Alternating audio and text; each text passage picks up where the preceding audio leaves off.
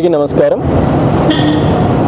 గత వారం రోజుల క్రితము పుంగనూరు నియోజకవర్గంలో నియోజకవర్గ స్థాయి బహిరంగ సభ నిర్వహించాలని బీసీవై పార్టీ ఆధ్వర్యంలో రైతుల సమస్యలపైన, నియోజకవర్గంలో ఉన్న సమస్యలపైన బహిరంగ సభ నిర్వహించాలని తలపెట్టినప్పుడు ఒక ప్రైవేటు స్థలంలో అన్ని సౌకర్యాలతో ఎవరికి ఎటువంటి ఇబ్బందులు లేకుండా సభ నిర్వహించడానికి ఏర్పాట్లు చేసుకుంటే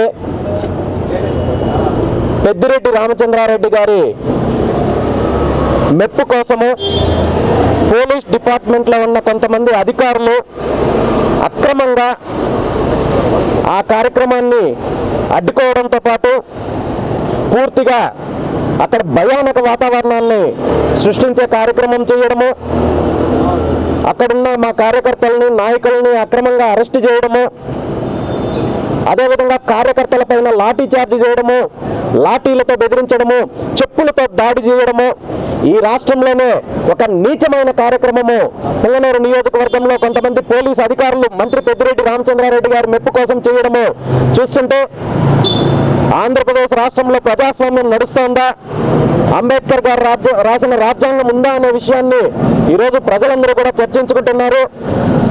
ముఖ్యంగా జగన్మోహన్ రెడ్డి గారు ప్రభుత్వం అధికారంలోకి వచ్చిన తర్వాత కొంతమంది పోలీసు అధికారులు ప్రతిపక్షాలను వేధించడమే విధిగా పెట్టుకొని ఏదో జగన్మోహన్ రెడ్డి గారు ఈ రాష్ట్రానికి చక్రవర్తి అన్నట్టు, రామచంద్రారెడ్డి లాంటి వాళ్ళు సామంతరాజులు అన్నట్టు భావించి ఒక రకమైన మైకంతో ఒక రాజకీయ నాయకుల్లాగా, వైఎస్ఆర్సీపీ కార్యకర్తల్లాగా ప్రవర్తించే పరిస్థితి ఈరోజు ఉంది.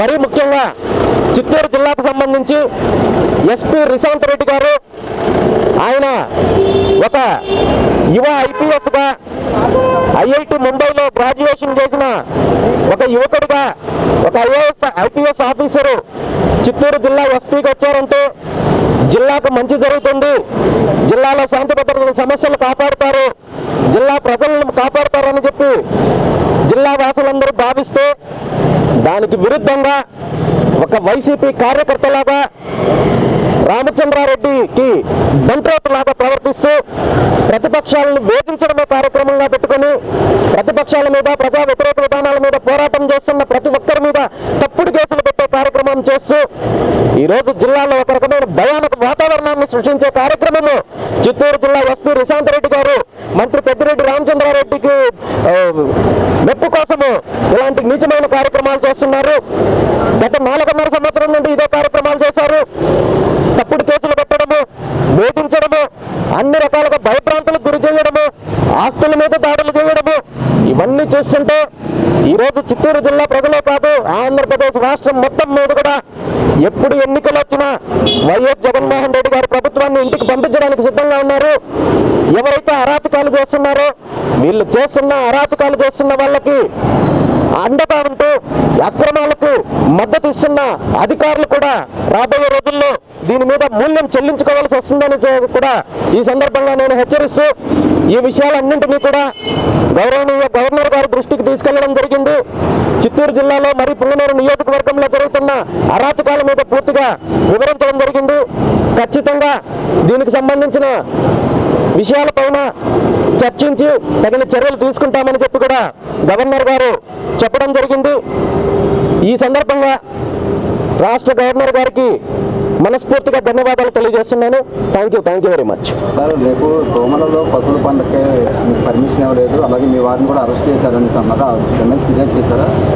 దానికి సంబంధించి కూడా గవర్నర్ గారికి పల్లెల్లో ఎంతో ప్రశాంతమైన వాతావరణంలో జరుపుకుంటున్న పండుగలకు కూడా ఈరోజు పోలీస్ పర్మిషన్ కావాలి, చలాన్లు కట్టాలి, డిఎస్పీ దగ్గర పర్మిషన్లు తీసుకోవాలంటూ రామచంద్రారెడ్డి గారి మెప్పు కోసము పోలీస్ వ్యవస్థ వ్యవహరిస్తోందంటే అసలు నియోజకవర్గంలో ఏం జరుగుతుందనేది కూడా గమనించాలి. వీటన్నింటి మీద కూడా గవర్నర్ గారికి ఫిర్యాదు చేయడం జరిగింది.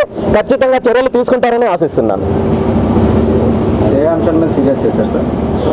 ముఖ్యంగా శాంతి భద్రతల సమస్యలపైన, ప్రతిపక్షాలను వేధిస్తున్న దాని మీద, తప్పుడు కేసుల మీద, అదేవిధంగా గత 6 నెలలకు ముందు ఈ రాష్ట్రానికి సంబంధించిన ప్రతిపక్ష నాయకుడు పుంగనూరు నియోజకవర్గ పర్యటన చేసినప్పుడు ఏ విధంగా అడ్డుకున్నారో, కొన్ని వందలాది మంది అమాయకుల మీద తప్పుడు కేసులు పెట్టి 4-5 నెలలు ఏ విధంగా వేధించారో, ఎంతమంది అమాయకుల్ని జైలు పాలు చేశారో వీటన్నింటి మీద కూడా పూర్తిగా వివరించడం జరిగింది.